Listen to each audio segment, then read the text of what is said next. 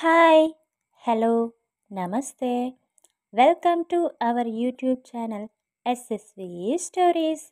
ఈరోజు మనం చెప్పుకోబోతున్న కథ పేరు ఈ కలయిక నిజమేనా. ఓకే, ఇక ఏమాత్రం ఆలస్యం చేయకుండా కథలోకి వెళ్ళిపోదాం. ఈ కలయిక నిజమేనా? ప్రతి ఒక్కరి జీవితంలో కొన్ని పరిచయాలు, కొన్ని కలయికలు మనకు ఊహకు కూడా అందని విధంగా ఎదురవుతాయి. మనం ఊహించని చోట, ఊహించని సమయంలో ఎవరో ఒకరు మన జీవితంలో అడుగు పెడతారు.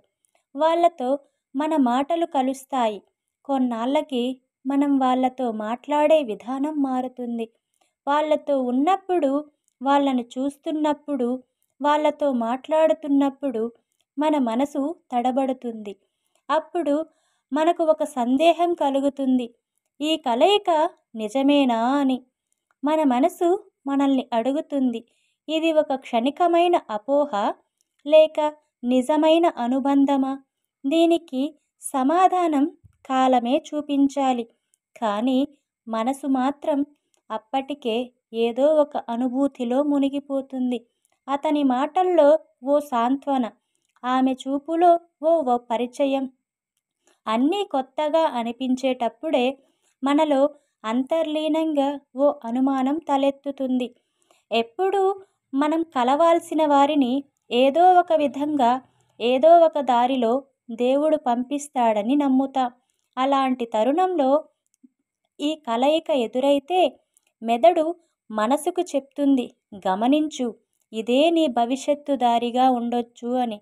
కానీ బుద్ధి మాత్రం మనల్ని పదే పదే ప్రశ్నిస్తుంది, ఇది అంతా నిజమేనా? ఈ కలయిక నిజంగా నీదేనా? కానీ ప్రేమకు, అనుబంధానికి తర్కం అవసరం లేదు.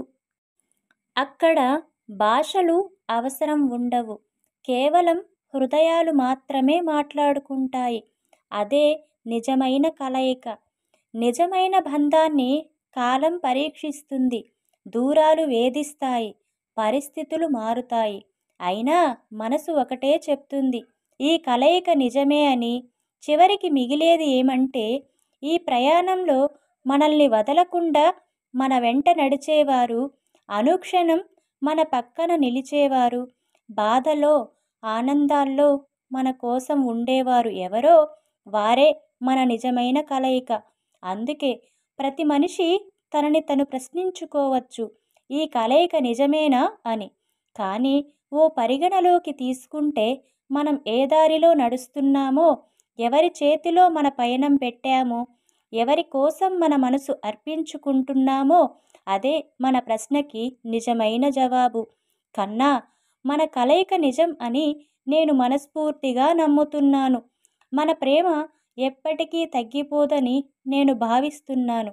ఈ దూరం మన మధ్య తాత్కాలికమే కానీ శాశ్వతం కాదని నాకు తెలుసు.